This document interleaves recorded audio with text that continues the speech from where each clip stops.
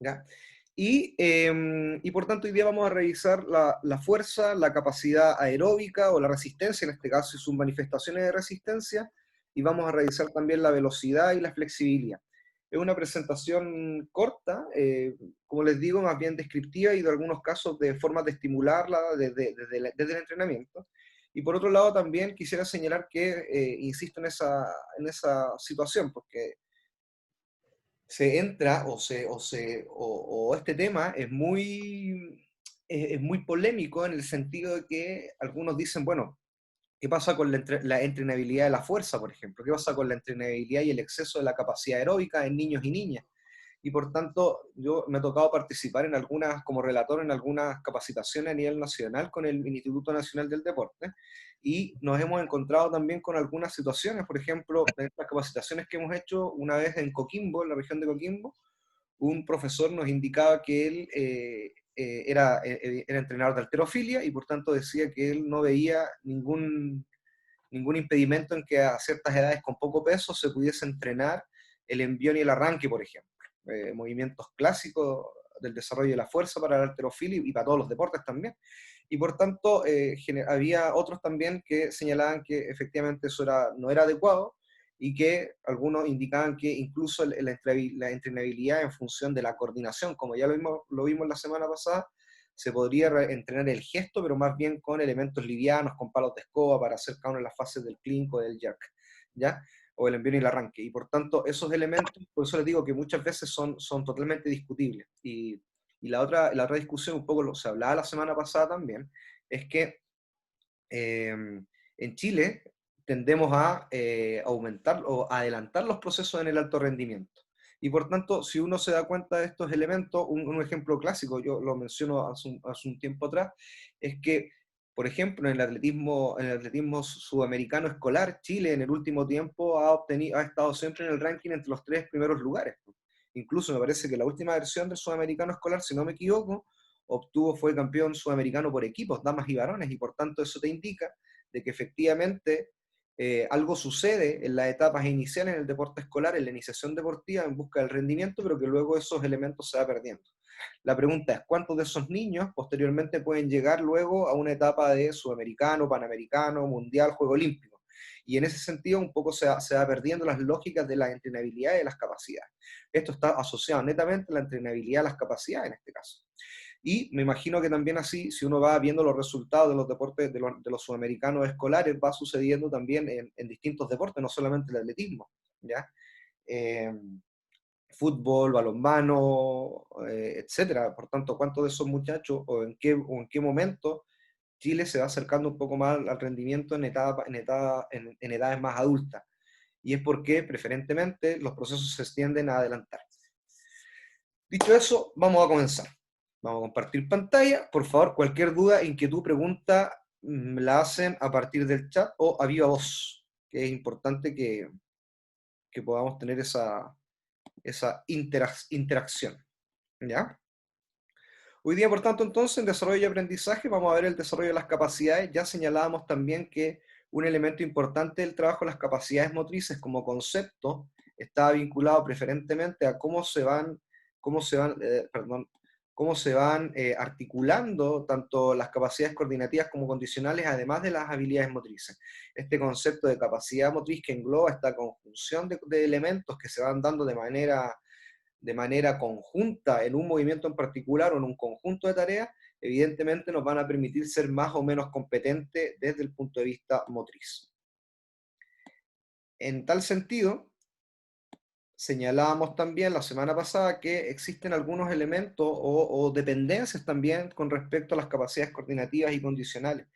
Señalábamos en ese sentido que la coordinación depende preferentemente del proceso de regulación y conducción de los movimientos, pero del tipo de estímulo también.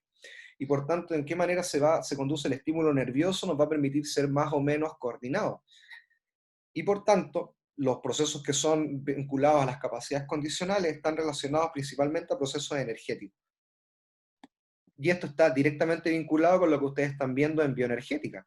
Por tanto, hay procesos energéticos a nivel celular que van propiciando también el desarrollo de una capacidad. Producto de esto, por ejemplo, son cómo van interactuando las fibras de miosina y de actina para la contracción muscular, los distintos tipos de banda para propiciar la contracción muscular. Ejemplo de esto también está vinculado en función a el consumo de oxígeno, el menor consumo de oxígeno, etcétera. Y por tanto, y la producción de energía con cada uno de los elementos que ustedes ya van conociendo. Por tanto, estos procesos energéticos que se dan en la musculatura van a propiciar también el nivel de capacidad que tenga cada uno de los sujetos.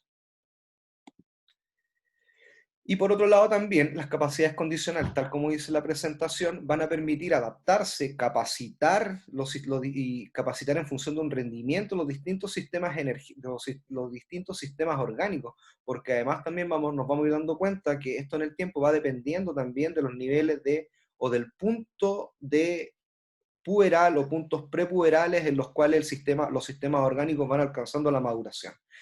Y por tanto, hay ciertas capacidades, o las capacidades en realidad van alcanzando su máximo rendimiento en función de la maduración de los distintos sistemas orgánicos. Y eso está vinculado, insisto, preferentemente a este punto de desarrollo, este punto de inflexión, que es la maduración o los periodos puberales preferentemente. ¿Ya? Por tanto, vamos reconociendo ciertos hitos y ahí nos vamos dando cuenta que la estimulación de la resistencia en sus variedades, la estimulación de la fuerza en sus variedades, también va dependiendo de este punto de inflexión que además también va determinando las diferencias entre damas y varones. ¿Ya? Dicho eso, como introducción, por tanto, bueno, ya señalábamos también que las capacidades coordinativas van dependiendo un poco de la interacción entre el sistema nervioso central, el sistema nervioso muscular y la capacidad que tiene el organismo para captar estímulos y para poder hacer una conducción rápida del estímulo a partir de las diferentes vías. Y en ese sentido, entonces, vamos a encontrar estas dos grandes diferencias. Por tanto, si la pregunta de prueba es ¿de qué dependen las capacidades condicionales? A, de de los sistemas energéticos, B, de la interacción del sistema nervioso con el con el aparato locomotor, por ejemplo. ¿Cuál es la respuesta correcta? Laura Favero, que la tengo en cámara, ¿cuál es la respuesta correcta? Laurita, hija. Perdón, profe, perdón, estaba pescando, estaba viendo. Estaba pajareando, estaba en otro lado. Esos son los peligros de estar con la cámara encendida. Sí, En sí. cualquier momento uno ahí ataca. Ya, no importa. Se perdió la pregunta de prueba. Capacidades condicionantes, entonces, o capacidades condicionales son aquellas capacidades de la condición física. Acá hay algunos elementos que, por ejemplo, la velocidad, algunos autores van señalando que la velocidad está entre las capacidades tanto coordinativas como condicionales, y preferentemente porque la capacidad de la velocidad como capacidad condicionante, un poco donde yo la sitúo desde mi posicionamiento, es que esta confusión o esta doble lectura que puede tener esta capacidad se debe preferentemente a que la velocidad va a depender también de la capacidad de coordinación intra e intermuscular.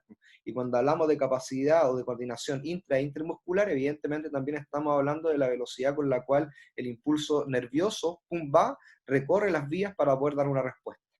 ¿Ya? Y ahí está, en ese punto también se encuentra un poco esta doble militancia, un poco esta capacidad, ya sea entre las coordinativas y las condicionales. ¿Ya?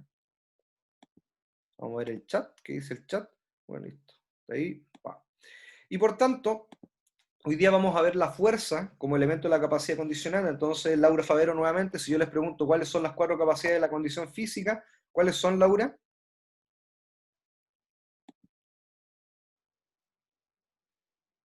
La fuerza, la resistencia, la velocidad y la flexibilidad, ¿cierto? Esas son las 4 capacidades de la condición física. ¿Ya? O de las capacidades condicionantes también, o condicionales, como la pueden encontrar en distintos lados de la literatura. Apague la cámara, Laura, si no lo voy a preguntar a cada rato. No, mentira.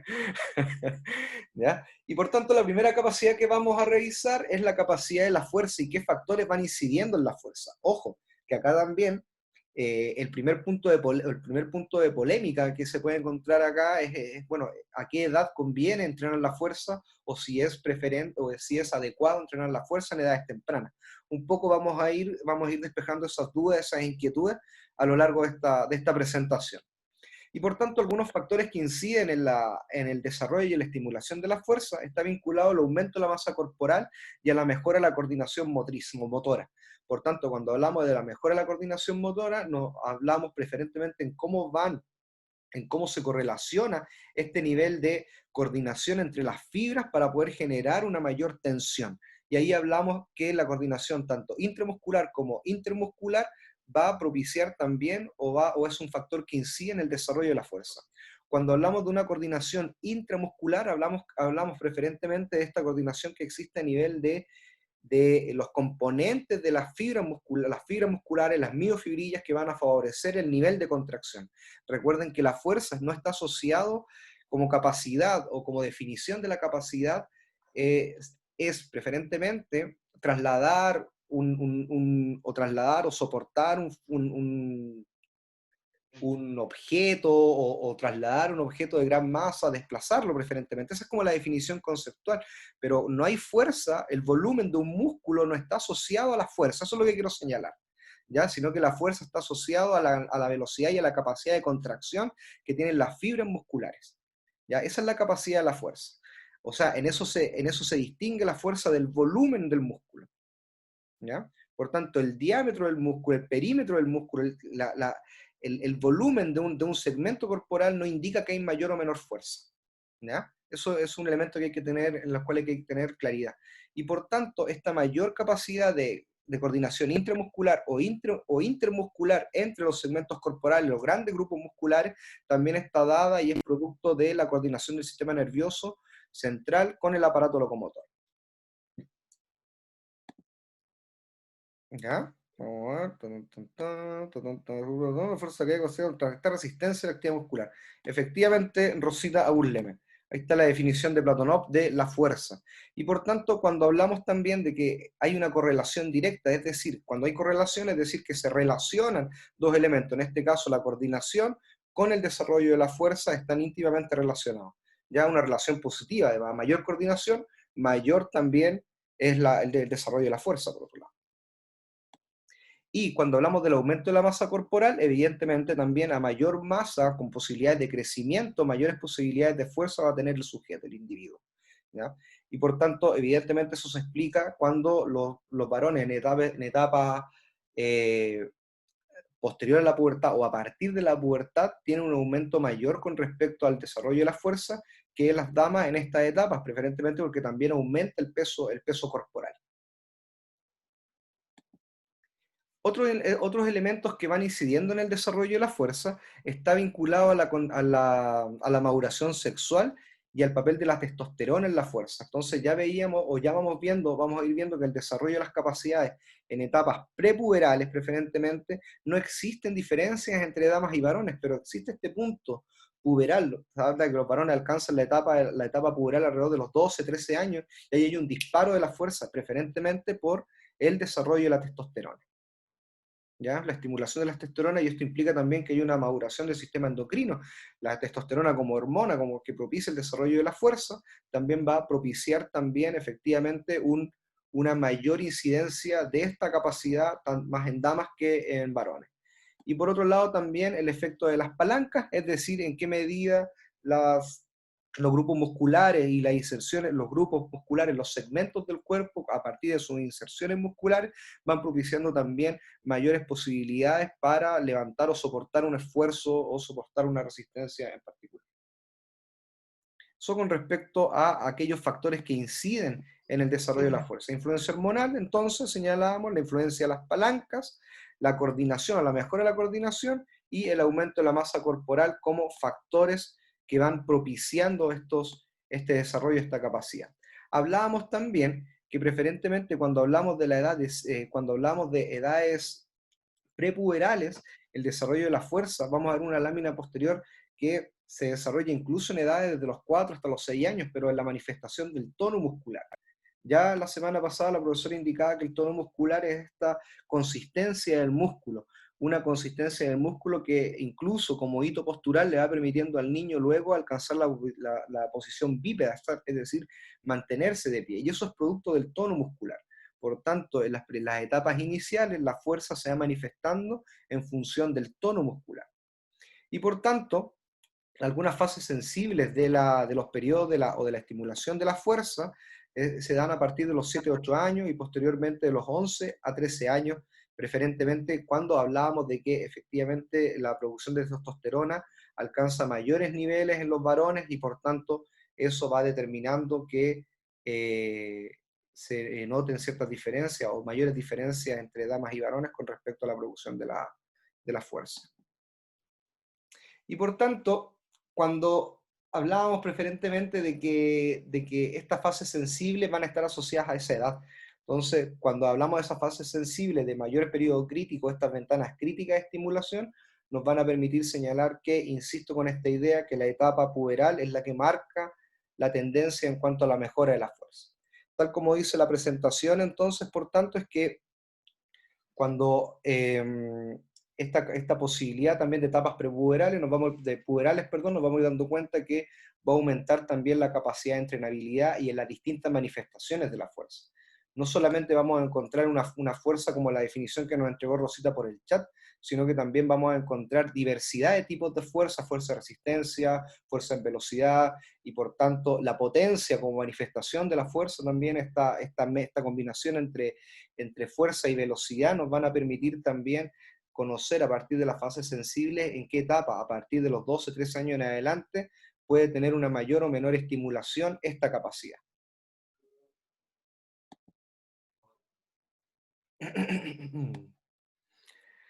Algunos elementos que es importante destacar con respecto a la evidencia de la estimulación, tal como dice la presentación, cuando hablamos de que evidentemente la mejora de la coordinación va a propiciar una mayor fuerza y una mayor estabilidad con respecto a la estimulación, es decir, nos va a permitir también favorecer en el tiempo el desarrollo de esta capacidad, es decir, es mucho más estable cuando hay mejor coordinación.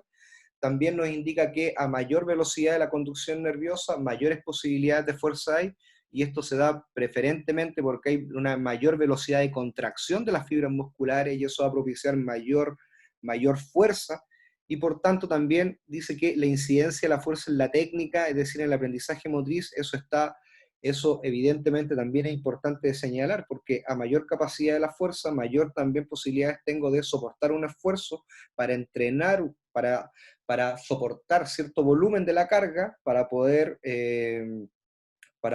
aprender un gesto técnico. O sea, evidentemente cuando necesitamos aprender un gesto, necesito también de mayores capacidades para poder soportar y entrenar ese gesto en situaciones de sobreesfuerzo. Eso no quiere decir que, tal como indicábamos la semana pasada, que para aprender, evidentemente, hay que estar no hay que estar en estado de fatiga. Lo que quiero señalar con esto es que a mayor fuerza, es decir, a mayor nivel de capacidad de contracción del músculo, mayores posibilidades voy a tener de aprender también una técnica en particular, ¿ya?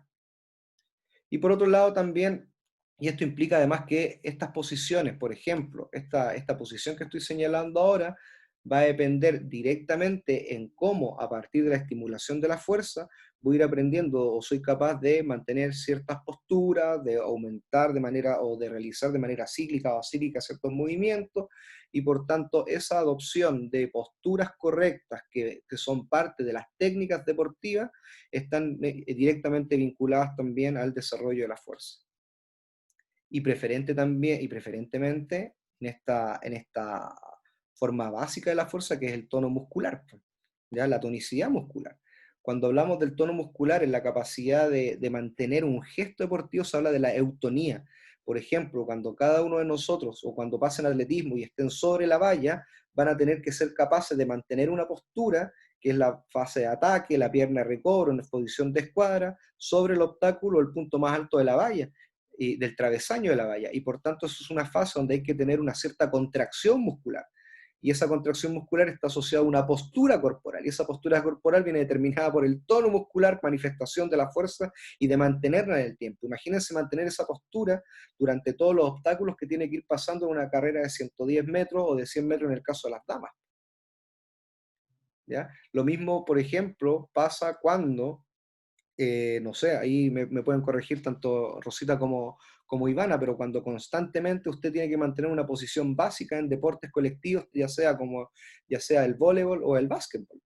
evidentemente también requiero ahí un cierto nivel de fuerza, de tono muscular para mantener esa posición básica, para poder estar en situaciones de alerta, para recibir el móvil. La posición básica de defensa, por ejemplo, en básquetbol, la posición básica en recepción en el voleibol. No sé si me equivoco, profesores. Está bien el ejemplo de básquetbol, en la Eso. posición defensiva. Hay que estar alerta en caso de cualquier situación. Repiqueteo. ¿Cierto?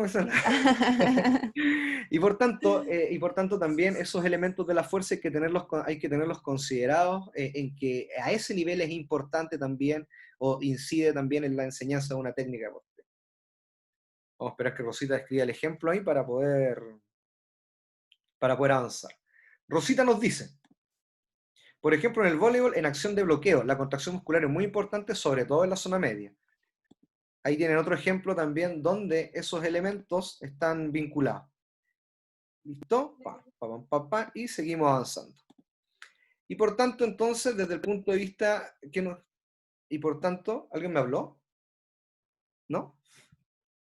Seguimos. Y por tanto, lo que nos dice es, Serani, ya en el 93 nos dice, ojo, entrenar la fuerza antes de los 10 años, la fuerza como fuerza máxima, fuerza submáxima, evidentemente no tiene ningún sentido, ningún efecto. ¿Ya? Y por tanto, por eso cuando hablábamos de que efectivamente niños y niñas entrenan la fuerza, Iván, hay una pregunta para usted en el chat. Y cuando nos dice, por ejemplo, que cuando hablamos o revisamos la literatura y nos dicen que el entrenamiento de la fuerza se debe realizar con el propio peso corporal, a partir de mantenciones posturales, sin unas cargas externas, evidentemente eso es muy correcto, porque estamos estimulando otro tipo de fuerza, no la fuerza máxima ni la fuerza submáxima. Es decir, cuando hablamos de fuerza máxima es soportar el mayor esfuerzo posible a partir a partir de estos controles que se toman en entrenamiento, los famosos maximales. Pues entonces, entrenar bajo esos esfuerzos en esta etapa no produce ningún efecto. ¿Ya? Y por tanto, evidentemente, a mayor fuerza en edades pequeñas, dice acá Rius, que Rius es un autor que habla mucho de atletismo. Yo, a pesar de que no es porque haya practicado atletismo durante toda mi infancia, de los 7 hasta los 18 años, pero sí creo que el atletismo como deporte base es el que te permite establecer todas las líneas de la preparación o de las capacidades de la condición física, porque es muy completo el deporte. ¿Ya? Y por tanto te dice la fuerza en edades pequeñas no es un elemento significativo con vista a establecer previsiones a futuro. Por tanto, no se puede proyectar un control de fuerza en un niño pequeño. Cuando hablamos de control, estoy hablando preferentemente de pruebas, podríamos hablar de pruebas de proyección de resultados. Efectivamente, no se pueden establecer predicciones de rendimiento en función de la fuerza futura. ¿Ya? Hemos tenido muchas discusiones ahí con respecto a la importancia del atletismo en el desarrollo de las capacidades o la entrenabilidad, pero ya vamos a ver por qué. Y por tanto, algunos objetivos que son específicos de la estimulación son bastante interesantes de señalar. Ya hablamos también desde que los 0 a los 4 años hay ejercicios que controlan y desarrollan el tono muscular. Evidentemente, ¿por qué? Porque de los 0 a los 4 años, ya lo vimos en desarrollo motriz en la primera parte, indicábamos que existen hitos posturales. Y por tanto, un hito postural, por ejemplo, en un niño de 6 meses, es mantenerse sentado controlando un objeto. Eso es un reflejo sumamente relevante con respecto a la función del tono muscular. Y por tanto, ejercicios que controlen el desarrollo del tono muscular son importantes de realizar y de estimular en estas etapas, en estas edades preferentemente.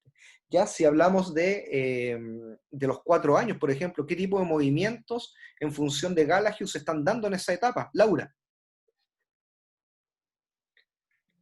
Según Gallagher, en el relojito de Gallagher, a los 4 años, ¿qué tipo de movimientos se están dando según este modelo del desarrollo motriz?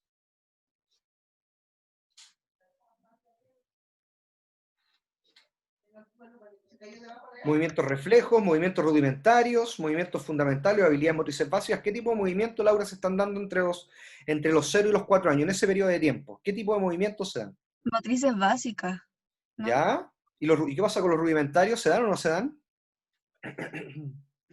Sí, también. ¿Sí? Eso, con ¿Cierto? seguridad, profesora, con seguridad, muy bien. Y efectivamente, estamos avanzando en una etapa de movimiento rudimentario hasta la primera fase de estas habilidades motrices básicas con un estadios iniciales. Y por tanto, todos aquellos elementos en esta fase de reptar, gatear, trepar, son indudablemente tremendas actividades para estimular la fuerza, pero desde el tono muscular, ¿ya? Desde los 4 a los 8 años, tal como indica la lámina, no se trabaja de forma específica. Hablar de actividades polivalentes no se refiere a, por ejemplo, saltar, correr, trepar, nuevamente saltar, etcétera. Combinación de habilidades que de una u otra manera también van estimulando el desarrollo de la fuerza, ¿ya? Y cuando hablamos de autocargas con acciones explosivas, evidentemente salto en distintas dimensiones, saltar obstáculos, luego más adelante, a medida que va aumentando la edad, 12, 13 años, ya cargar un compañero, pero efectivamente estamos hablando de esfuerzos que son, que no hablamos de esfuerzos máximos ni de submáximos, no alcanzando, lo que quiero decir con esto es que alcanzar el 90% del soporte total de una carga para estas edades es una aberración, ¿ya? Pero sin embargo, aquellos trabajos, tal como dice ahí, de explosiones, de fuerza rápida, de autocarga, son elementos que nos van a permitir estimular el desarrollo de la fuerza, esta fuerza rápida preferentemente.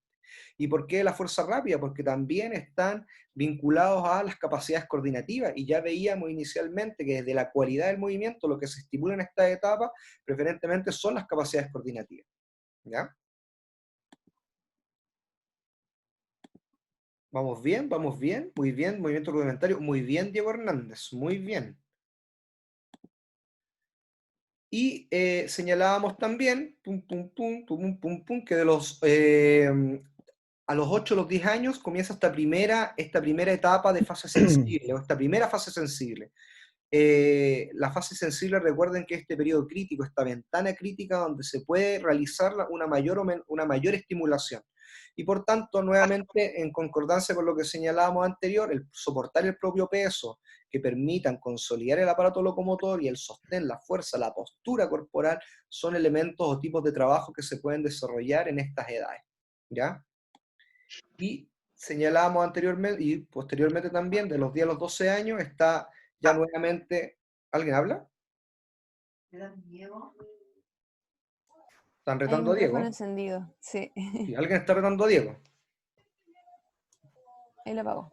Ahí lo pagó Diego, muy bien. Ya, que no lo reten. Ya, y por otro lado, de los días a los 12 años, hablábamos de que hay una fuerza en periodo de construcción, y evidentemente acá a los elementos anteriores ya avanzamos de una fuerza rápida que se sigue estimulando, pero ya avanzamos también nuevamente con mayor énfasis en el soporte del propio peso corporal, y además también en trabajos que sean de arrastre, incluso dependientes, que están un poco relacionados, lo que vamos a ver más adelante, con la capacidad o con la resistencia.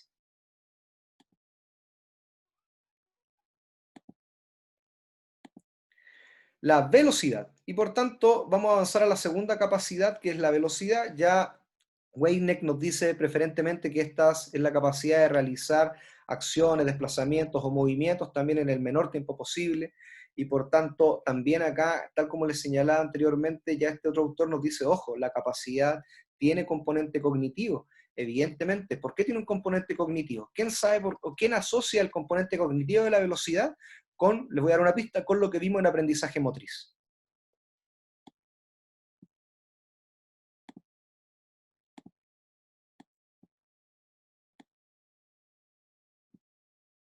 ¿Quién? ¿Quién dijo yo? ¿Quién se lanza a la piscina? El profesor no se escuchó porque como que se le cortó. Ah, se me cortó, ya. Sí. Lo que iba a señalar, ya. Lo que iba a señalar ahí es que este autor, Weineck preferentemente en la definición nos dice, ojo, la velocidad tiene un componente que es cognitivo. Ahora la pregunta es, ¿cómo relacionamos ese componente cognitivo de la velocidad con los elementos que vimos ya en la unidad de aprendizaje motriz?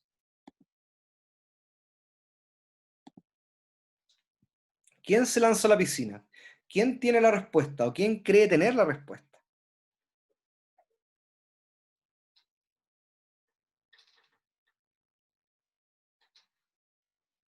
¿Nadie la tiene? Recuerden que uno de los elementos que favorece el aprendizaje motriz está relacionado a la atención. y por tanto como elemento constituyente la atención tenía una vertiente o un tipo de atención que era la capacidad de poder responder a estímulos, ¡pum!, de reaccionar en velocidad. Por tanto, a mayor atención como parte del proceso de aprendizaje también va a favorecer la velocidad, preferentemente esta velocidad de reacción, que va a favorecer los tiempos de reacción. Un tiempo de reacción está vinculado a el tiempo que se demora un sujeto entre que ocasiona el estímulo, entre que se origina el estímulo y se origina la respuesta. Ese es el tiempo de reacción. Por lo tanto, está íntimamente relacionado con la atención. La atención también está vinculada a mantener los sistemas de alerta. Y ahí podemos encontrar esta vinculación con esta capacidad de conseguir en base a procesos cognitivos. Por tanto, ahí está la vinculación. Muchachos, es importante que vayamos también ir señalando un poco en qué medida nosotros vamos articulando y vamos articulando los contenidos que hemos ido viendo, ¿ya? Entonces, eso es importante que vayamos, que seamos capaces de asociar, ¿ya? Y acá, por ejemplo, vamos a encontrar en este pequeño mapa de qué manera también se van manifestando los tipos de velocidad. Hablamos de manifestaciones puras cuando hablamos de la velocidad de reacción, que no es lo mismo que hablar del tiempo de reacción. Ya entregué la definición de tiempo de reacción. Hablamos de movimiento cíclico y movimiento acíclico. Movimiento cíclico preferentemente cuando es una habilidad continua, como correr, nadar, es un movimiento cíclico. Movimientos acíclicos, por ejemplo, es una carrera entre vallas, es un lanzamiento de jabalina que tiene un desplazamiento cíclico y acíclico cuando hacemos los últimos 5 pasos, con la tijera incluida, ¿cierto?, para llegar a la posición del arco, y por tanto esos elementos también se van dando en las manifestaciones puras de la velocidad. Hablábamos también de que la velocidad va a depender incluso de dos elementos esenciales cuando ya se está entrenando la velocidad, que es la frecuencia de la zancada y la amplitud de la zancada. Esos elementos también van a condicionar o nos van a permitir también estimular la velocidad, ¿ya? Porque son además también elementos que son esenciales para la manifestación pura de la velocidad. Y por otro lado también hablamos de las manifestaciones complejas de la velocidad, es cuando preferentemente la velocidad se combina con otra capacidad que es la fuerza, y ya hablamos de resistencia a la fuerza explosiva, resistencia máxima de la velocidad. Cuando hablamos de la resistencia máxima de la velocidad es mantener un esfuerzo en la máxima velocidad posible, en una distancia determinada. Una carrera, por ejemplo, de 200 metros es una resistencia máxima de velocidad, velocidad pura, pero es resistencia también de la velocidad, de la mayor velocidad posible en una distancia y tiempo determinado. Fuerza, velocidad como la potencia, fuerza explosiva, cuando usted hace ejercicios de pliometría, ejercicios pliométricos, eso es fuerza explosiva. Y por tanto, esos elementos también hablan de manifestaciones complejas. Cuando hablamos de manifestaciones complejas, por tanto, son de combinaciones de la capacidad de velocidad con otra capacidad, en este caso asociado con la fuerza.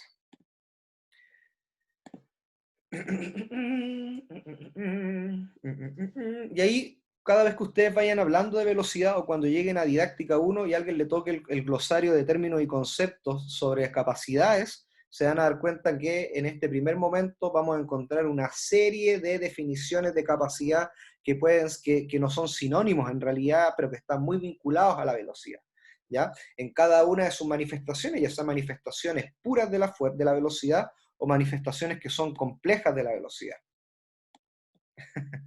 ¿Ya? Y por tanto, esos elementos, como ustedes están viendo ahí, en cada uno de estos elementos del cuadro comparativo se está dando distintas manifestaciones de la velocidad. Cuando hablamos de una velocidad gestual o velocidad segmentaria, no implica que haya desplazamiento, ¿ya? Hay que también hacer esa distinción. Hay una serie de habilidades deportivas, de técnicas deportivas que implican también velocidad segmentaria o velocidad de un gesto determinado, ¿ya? Pero eso no implica desplazamiento. No necesariamente la velocidad está asociada al desplazamiento, a la posición, al cambio de una posición de un sujeto de un punto a otro.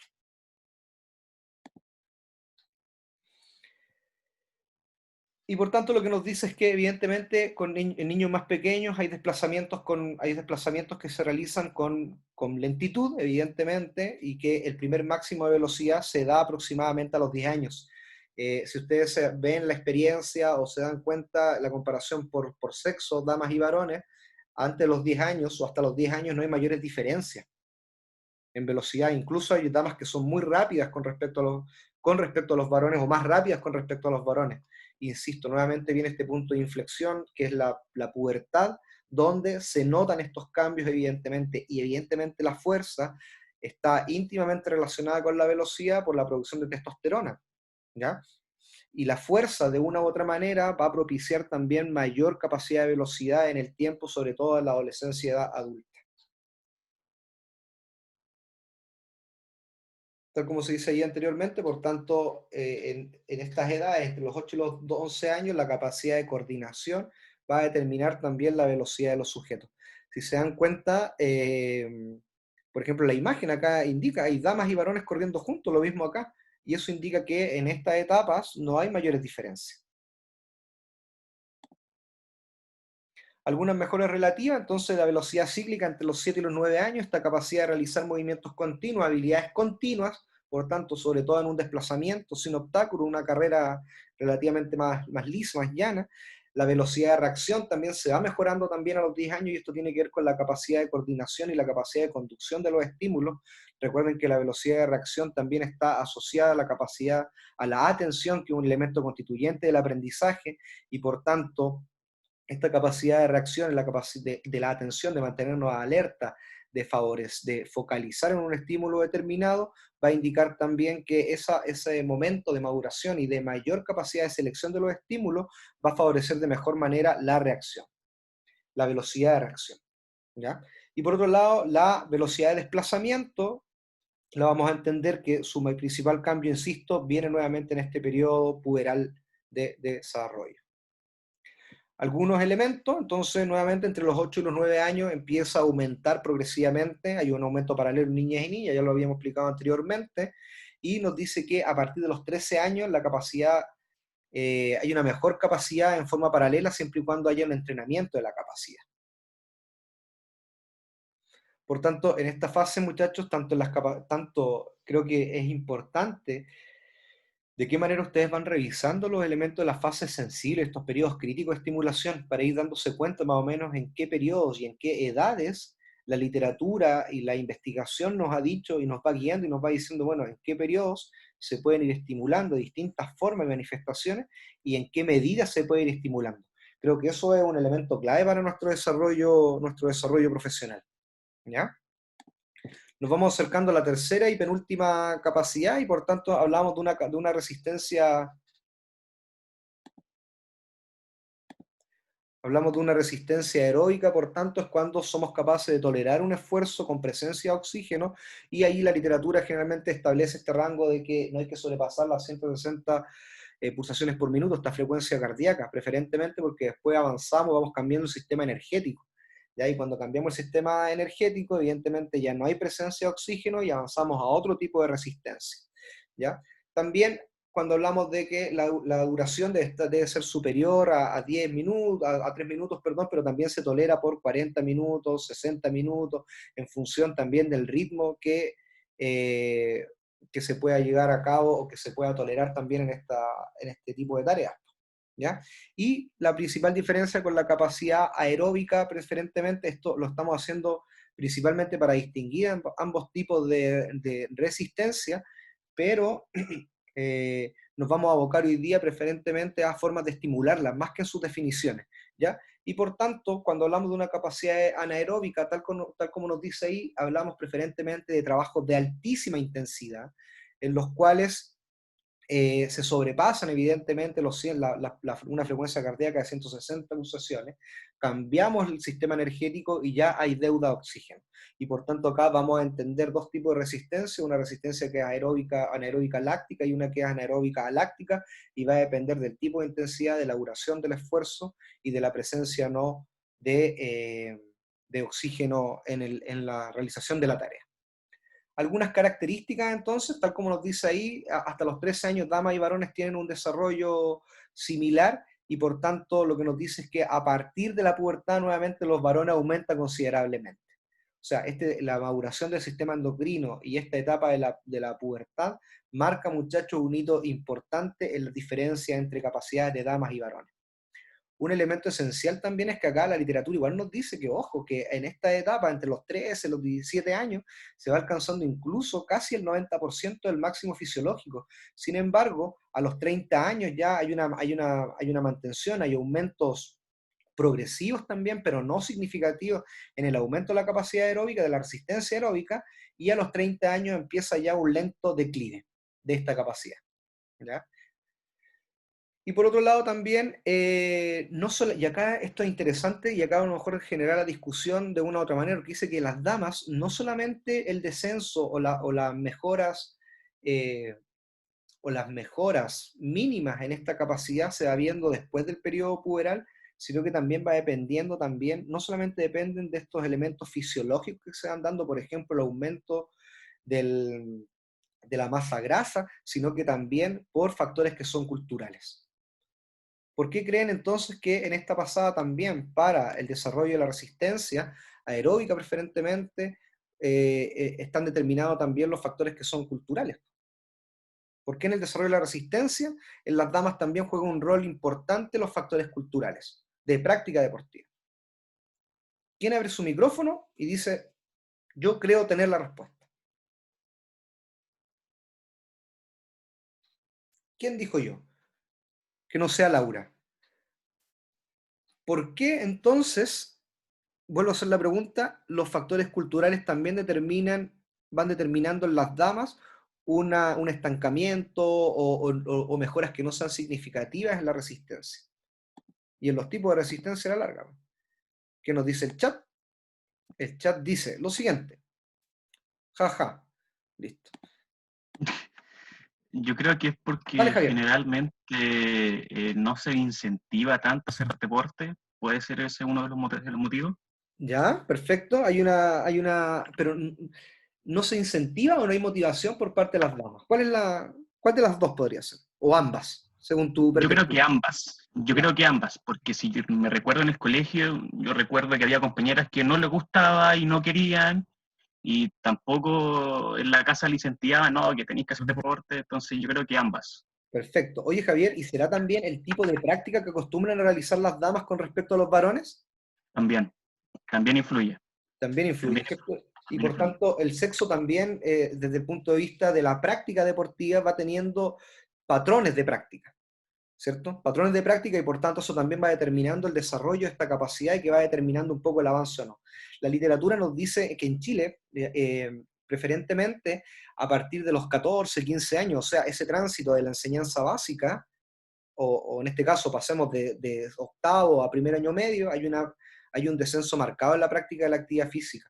Y eso tiene que ver también, lo que nos dice es que tiene que ver con el concepto, con la autoimagen, con la autopercepción, todo el tema del autoconcepto físico interfiere también un poco en la práctica deportiva según el sexo. Y además también hay otros intereses situados ahí con respecto a la práctica deportiva. El chat nos dice que las prácticas cotidianas son distintas entre damas y varones, sobre todo en la antigüedad. Muy, muy bien, Rosita. ¿Ya? Y eso efectivamente esas prácticas vienen determinadas por la cultura, o sea, culturalmente, yo creo que antes se daba más marcado, hoy día un poco más transversal por todo el tema de la actividad física y la perspectiva de género, o la educación física y la perspectiva de género, pero evidentemente si uno miraba los patios de las escuelas, las niñas estaban jugando o a las pilladas, o al elástico, o hacían eh, actividades con un menor compromiso motriz. Pues, en cambio, los varones tenían otro tipo de prácticas con mayor compromiso motriz, mayor compromiso fisiológico. Y eso se va dando marcado también y eso va determinando de una u otra manera el desarrollo de esta capacidad. Laura. Profe, por ejemplo, que también pensando en la motivación de parte de los hombres, por ejemplo, para jugar fútbol. Los hombres en un partido de fútbol lo dan todo, pero todo, o sea, como que fuera un campeonato, no Al sé, final del mundo. mundial casi. Y yo por lo menos cuando yo entrenaba o jugaba en el colegio, claro, en el entrenamiento como del equipo del colegio, entrenábamos como correspondía, pero cuando se trataba de algún tipo de juego, en, no sé, hacer handball, voleibol, a no ser que fuera con nota, mis compañeras por lo menos no se ponían las pilas. Y los hombres, aunque fuera, no sé, de entrenamiento en la clase de educación física, lo daban todo. Entonces, No, está bien el ejemplo porque a la larga eso es como culturalmente vamos asumiendo también ciertas prácticas, pero esas prácticas también van determinando el desarrollo de las capacidades, ¿ya? O sea, ¿por qué también es tan importante entonces, y acá me voy a cambiar un poco de asignatura, pero ¿por qué es tan importante incluso visualizar la práctica de la educación física con mayor diversidad de instancias, de tareas de realización? Sacar un poco los estereotipos de práctica deportiva, a eso me refiero, o de práctica de actividad física, ¿ya? Otro elemento con respecto a la resistencia en función de niños y niñas no entrenados, o niños, en este caso varones no entrenados, dice que el umbral anaeróbico disminuye con la edad entre los 9 y los 12 años. ¿Qué significa esto? Que aquellos niños entrenados tienen mayor tolerancia para poder soportar esfuerzos anaeróbicos sin presencia de oxígeno en comparación a niños no entrenados, que esos elementos, ese umbral anaeróbico, es decir, el límite, va disminuyendo entre ese periodo de edad.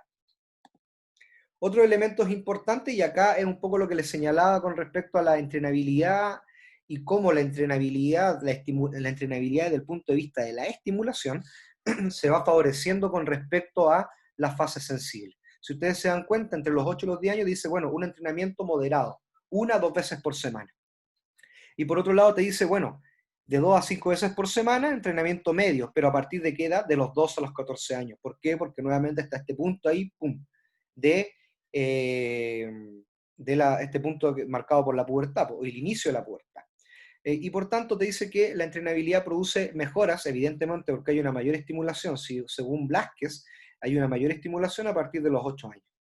Entonces, si hay mayor estimulación en función de soportar un esfuerzo con respecto a la resistencia aeróbica, nos va a permitir también que la entrenabilidad, la estimulación tenga otros efectos.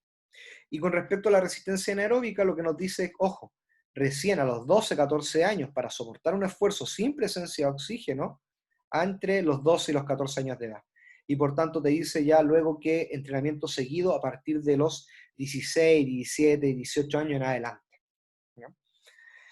Y se rechaza la capacidad, la literatura, distintos autores coinciden en que el desarrollo de la capacidad anaeróbica láctica, preferentemente es decir, con presencia de lactato, de ácido láctico, se debe rechazar antes de la pubertad. Y esto es importante indicarlo porque además también, en comparación a un adulto, un niño entrenado, independiente de que tenga mayor umbral de tolerancia a la capacidad, a la resistencia anaeróbica, también tiene, pero si tiene mayor umbral que un niño no entrenado, pero también al compararlo con un adulto va a tener menor capacidad de respuesta para limpiar el lactato del organismo. O sea, el lactato se mantiene durante mucho más tiempo en el sistema, el sistema muscular, preferentemente de niños, de los niños, independiente de que esté entrenado. Por eso te dice acá que se rechaza la entrenabilidad de la capacidad anaeróbica. Y miren bien lo que nos dice acá, que recién 1 a 2 veces por semana a partir de los 12, 14 años. Eso justifica ese elemento, que a pesar de que se entrene, no va, y a pesar de que tiene un umbral alto de tolerancia al esfuerzo anaeróbico láctico a láctico, de igual manera nunca va a llegar a los niveles del adulto porque hay una menor capacidad de lavado del lactato. ¿Ya? Cuando uno habla del lavado del lactato se refiere principalmente a la capacidad que tiene el sujeto para eliminar esa sustancia que en realidad la genera el propio organismo, pero intoxica a nivel muscular. ¿Quién ha sentido el ácido láctico en el cuerpo? Esa es la otra pregunta. La sensación de ácido láctico en el cuerpo. ¿Quién la ha sentido? Abran sus micrófonos, por favor. Hijos, hijas. Profesor, puede ser Bien. cuando uno no da más en el sentido de cuando yo practico calistenia, ¿Ya? hacemos circuitos como de resistencia, ¿Vale? te dicen como así coloquialmente que agites los brazos para que el ácido láctico no se active o cosas por el estilo. Eso es como nos señalan cuando hacemos esa actividad. Pero qué sensaciones, la pregunta es, ¿qué sensaciones han tenido con respecto al lactato, al ácido láctico?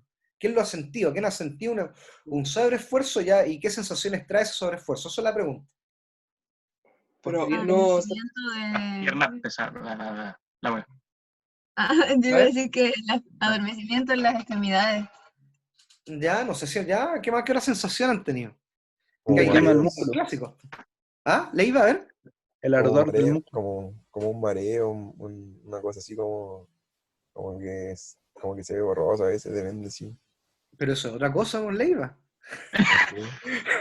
Ver borroso, ¿otra cosa, pues, hijo? No, pues me refiero así como el estado como dice Rosita, como ganas de vomitar, así como sentirse de ese sentido, po.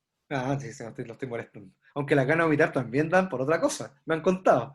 Ya, pero efectivamente tiene algunas sensaciones que ustedes han señalado. Mareo, sensación de náusea, se da también en la saliva, esa consistencia espumante en la saliva, fatiga muscular que nos permite también sentir, no sentir tanto como dice Laura ahí, la capacidad de sostenerse un poco en el pie, imposibilidad de poder caminar incluso, y por tanto fíjense ustedes cómo esos elementos, esa sensación de ácido láctico, lo que puede producir en un niño menor a 10 años, o menores de 10 años. Yo desde la experiencia puedo señalar que yo sufrí intoxicaciones por ácido láctico o sentí el ácido láctico a los 9-10 años por estar haciendo repeticiones de sobreesfuerzo submáxima de 150 metros, con pausas caminadas. Y por tanto, imagínense lo que es para un niño la sensación de 9 años estar vomitando por el sobreesfuerzo. Entonces, por eso también tiene que ver con aspectos que son volitivos, o sea, un niño que no es capaz de tolerar ese esfuerzo y tener esas sensaciones a tan temprana edad, cuando el ejercicio, la práctica de actividad física te tiene que producir bienestar, los aspectos volitivos también, los aspectos volitivos, me refiero desde la voluntad, también juegan un rol importante para ir tolerando estos esfuerzos. La capacidad de la voluntad para seguir tolerando y soportando estos esfuerzos luego en el tiempo. ¿Ya? Y por tanto, claro, uno desde la experiencia hoy día, con el conocimiento que uno trae, con la experiencia, uno dice, bueno, yo en mi rol jamás, pero jamás, y yo con lo mucho que quiero a mis entrenadores formadores, que todavía tengo contacto con ellos y ellas y todo el tema, pero jamás llegaría a esos niveles de sobreexigir a un niño de 9-10 años. Y ahora con lo que les voy a comentar, ya les voy a dar pena, pero en las láminas siguientes vamos a ir hablando sobre otros elementos de la resistencia, como con respecto a la capacidad de cuáles son aquellos elementos que nos permiten, o el tipo de tareas que nos permiten estimular, la resistencia, en este caso preferentemente aeróbica. La carrera continua en formas jugadas es un elemento que nos va a permitir estimular la capacidad aeróbica, la resistencia aeróbica. ¿Qué nos dice también la literatura? Que este trabajo en edades iniciales, en etapas iniciales del desarrollo de la capacidad, se puede trabajar entre 2 a 15 minutos hasta 45 minutos, pero con intensidades que son moderadas. Un signo de cansancio en un niño que uno lo puede observar más allá, porque en el colegio no todos tienen pulsómetro, no todos, pues niños, imagínense niños de 9 años, enseñarles a encontrar el pulso para calcular la frecuencia cardíaca es complejo. Por tanto, la sensación de jadeo o visualizar la acción de jadeo en un niño es un signo que nos permite visualizar en qué medida el niño está tolerando o no el esfuerzo. Por otro lado, también nos dice que no es un ritmo cómodo, sino que es un ritmo cómodo. Es un ritmo cómodo que le permita al niño tolerar el esfuerzo en un tiempo determinado. La experiencia también nos dice que cómo vamos determinando o cómo vamos estableciendo signos de mejora en el niño con respecto a la resistencia. Por ejemplo, si usted le dice al niño, bueno, vamos a trotar 30 minutos o 20 minutos, y el niño en un tramo en los primeros 10 minutos hace, no sé, 1 kilómetro, pero de vuelta el niño en los 10 minutos siguientes, que es el regreso, que esa es la estrategia, que vuelva a los 10 minutos siguientes, hace más del kilómetro, en el tiempo es porque ya se van tomando medidas o ya el niño va mostrando signos de mejora en la capacidad. Eso como cuando uno no tiene tantas herramientas en el colegio para medirlo, para medir la capacidad. Y se recomienda también, bueno, nuevamente formas jugadas, juegos de persecución que nos permitan también al niño mantener una carrera continua inicialmente, y por otro lado también prácticas de este tipo de tareas en terrenos planos y preferentemente al aire libre también, ¿ya? Acá yo también tengo otras anécdotas, pero por ejemplo, yo fui corredor de 400 y 800 metros. Y por tanto, yo ya a los 12 años, en vez de la carrera continua, no tenía esta lógica tanto de divertirse, tolerar el esfuerzo, sino que trabajaba ya con parciales, hacía 10 kilómetros, con parciales a 4 minutos el 1000, con reloj, con el pulsómetro, ya a los 11, 12 años. Entonces también uno se va dando cuenta que efectivamente la tolerancia al esfuerzo, evidentemente, hay un mayor desarrollo en edades tempranas, pero posteriormente luego eso también tiene tremendas repercusiones. O sea, yo los dolores de rodilla que tengo ahora por tanto kilometraje en el cemento, no se los cuento, los dolores de espalda y todo el tema. Por tanto, son esfuerzos que uno después en el tiempo va midiendo y dice, uy, la cantidad, yo en periodos básicos llegaba a ser cerca de 100 kilómetros semanales. O sea, cuando uno mide la carga, el volumen semanal de entrenamiento en periodos básicos, los periodos básicos son aquellos periodos donde los deportistas hay una mayor entrenabilidad de las capacidades, y por tanto el piso es la capacidad aeróbica, y evidentemente para los deportistas, para los atletas, el volumen de la carga es súper importante. Imagínense que hay personas que llegan a hacer 140, 160 kilómetros semanales entrenando en doble jornada. Yo a los 14, 15 años llegaba a ser corredor de 4 y 8, de 400 y 800 metros, y llegaba a hacer 100 kilómetros semanales en periodos básicos, y luego venían los periodos de descarga. Pero el volumen que le estoy diciendo con esto es tremendo. O sea, a los 14, 15 años trotando 16 kilómetros, y luego una doble jornada en la tarde para hacer repeticiones de 1000 en cuesta en subida, también es harto volumen. Y por tanto uno ahí va visualizando que evidentemente muchas veces la experiencia también, la propia experiencia como deportista te va diciendo que uno adelanta procesos. Que va adelantando procesos que son para estas edades tempranas, no sé qué tan conveniente sea. Y por otro lado, las carreras continuas entonces son una de las tareas habituales para poder desarrollar y estimular este tipo de resistencia. Los fartlek, ¿quién ha escuchado del famoso fartlek? Por el chat o había voz. ¿Quién ha escuchado de los famosos fartlek? Los famosos fartlek, si nosotros para el desarrollo de la resistencia separamos entre métodos continuos y métodos, me quedan 5 minutos, y métodos fraccionados, el fartlek es una forma de entrenamiento que pertenece a los métodos continuos, pero está en la lógica de los cambios de ritmo. La traducción es juego de velocidades. Por tanto, en una carrera continua de 20 minutos se pueden hacer juegos de velocidades que pueden ser por tiempo o por distancia. Me refiero a tiempo, es 1 minuto suave, 2 minutos fuerte o a mayor intensidad. 1 minuto suave y 2 minutos a mayor intensidad, o alternando minutos hasta alcanzar un máximo volumen. Se puede hacer por distancia, se puede hacer por distancias cortas también, inclusive 100%, 200%, donde sí la pausa del menor ritmo y la menor intensidad siempre es activa, nunca es caminando, ¿ya? Otros elementos también para entrenar la resistencia, pero ya hablando de métodos fraccionados, es el interval training. El interval training entonces como está en inglés, es separar una distancia, fraccionarla, y teniendo pausas también que sean ya sea caminando o pausas activas. Y acá podemos hablar de métodos que sean piramidales o métodos que sean continuos en función de una misma distancia. Por ejemplo, repeticiones de 100, repeticiones de 200 metros, con pausas pueden ser independientes de la intensidad, se utiliza preferentemente para el desarrollo de la capacidad de la resistencia anaeróbica, y por tanto, en ese sentido los interval training van a depender también del tipo de resistencia que se quiera realizar. Si queremos estimular la resistencia aeróbica, el volumen va a ser mayor. Por ejemplo, 10, 200 o 20, 200. Si quiero estimular la capacidad anaeróbica y con una pausa más reducida. Si quiero trabajar la capacidad de la resistencia anaeróbica, hay menos distancia en el intervalo y la pausa un poco más larga. Se habla de llegar a una pausa de 120 pulsaciones por minuto, una frecuencia cardíaca de 120 pulsaciones. Y por tanto ahí uno va jugando, pero va a depender un poco también del tipo de resistencia que se quiera estimular. En definitiva, el interval training es fraccionar una distancia en distintas distancias o en una misma distancia. Cuando hablamos de distintas distancias, entonces hablamos de interval training en modos piramidales, pirámide ascendente o descendente. ¿A qué me refiero con pirámide ascendente? Por ejemplo, si yo quiero hacer un volumen de la carga total de 1000 metros, la primera repetición va a ser de 500 metros, pausa, luego 400 metros, pausa, y luego termino con 100 metros. En el total de la sumativa, hice el volumen que yo quería trabajar, que son 1000 metros. ¿Ya? Y ahí hablamos de un sistema piramidal descendente. Si lo quiero hacer un sistema de interval training, pero en ascendencia, en una pirámide ascendente, puedo decir, bueno, voy a partir con 100 metros, 200 metros, 300 y así, hasta completar los 1000 metros con pausas que son en algunos casos activas para buscar el reposo, o en pausas que son totalmente estáticas, elongando, etc. Para el trabajo de la resistencia anaeróbica, cuando hay un sujeto entrenado, es decir, sobre los 14 años, el volumen se acerca un poco más al tipo de entrenamiento que uno haga y al periodo del entrenamiento.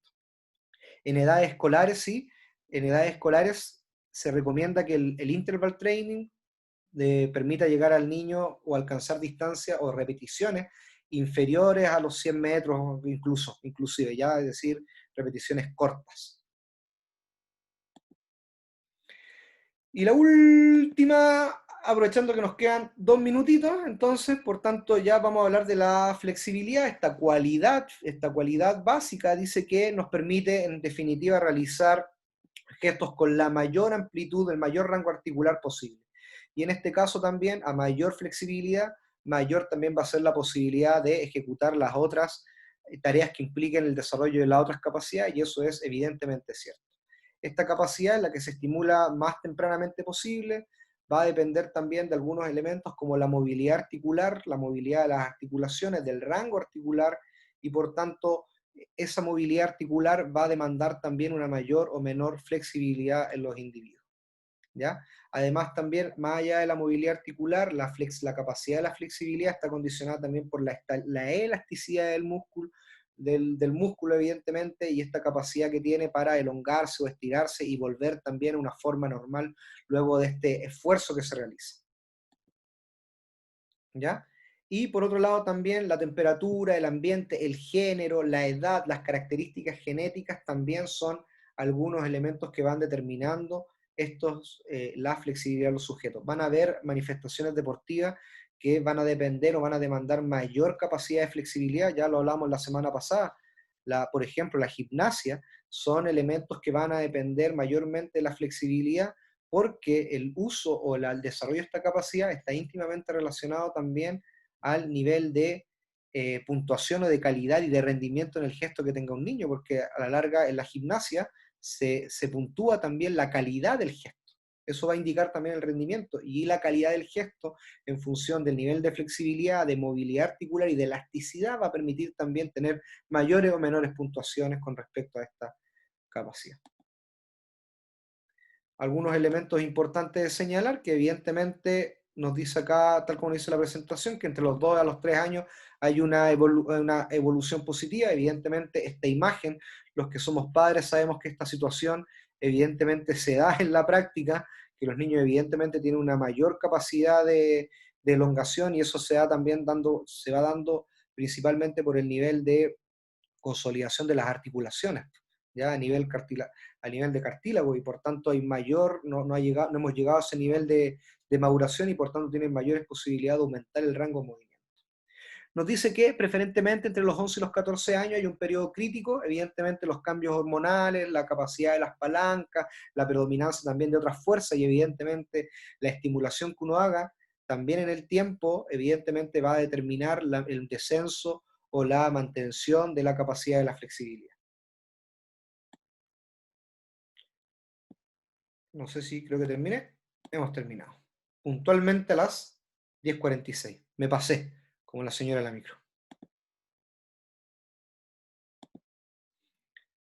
¿Hay alguna pregunta por el chat? ¿Es por eso que se quiere elongar? ¿Es por eso que se requiere elongar? Y efectivamente cuando hay, voy a responder a las dos preguntas. Evidentemente cuando hay temperaturas mucho más bajas, desciende la capacidad de deformación que tiene el músculo. ¿Por qué? Porque está vinculada preferentemente a una mayor o menor irrigación irrigación sanguínea en el músculo, y eso va a determinar también que a mayor irrigación, el músculo va a tener mayores capacidades para deformarse, para contraerse, y por tanto para tener esta capacidad de elasticidad.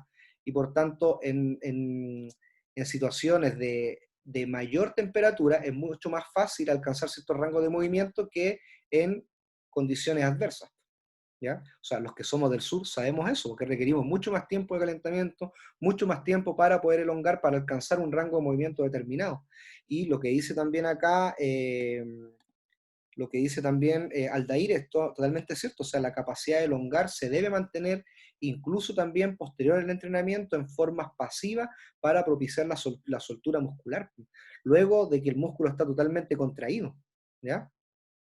Rosita nos dice que hoy los gimnasios temperados en el sur, evidentemente, uno va regulando, evidentemente en el sur tenemos esta posibilidad de tener gimnasios de alto nivel y por tanto los tiempos con el aire acondicionado van favoreciendo también los momentos de elongación, pero uno requiere menos tiempo para alcanzar esa mayor elasticidad o mayor rango articular que requiere un esfuerzo, sobre todo pensando en ámbitos totalmente deportivos. Eso. Ivana, Rosita, no sé si algo que se me haya quedado en el tapete. Nada, profesor, lo quedó súper claro. Ya. Profesores, profesoras, ha sido un gusto compartir con ustedes y ya nos veremos la próxima semana. Recuerden que a partir del 29 van a quedar abiertas las evaluaciones. Cualquier duda, tal como dice Rosita ahí, les pueden hablar a todos, en realidad, por correo electrónico o por los medios que tienen con Iván y con Rosita. ¿Ya? Que estén muy bien, un abrazo, cuídense mucho. Chao, profe, gracias. Chao Maite, que esté muy bien. Chao, que estén bien. Chao, Chao chao. Diego, nos vemos, cuídense. Chao. Profe, tengo ¿Quién una es? pregunta. ¿Quién es? Catalina Rojas. Catalina, sí. Dígame. Las pruebas se abren el 29, pero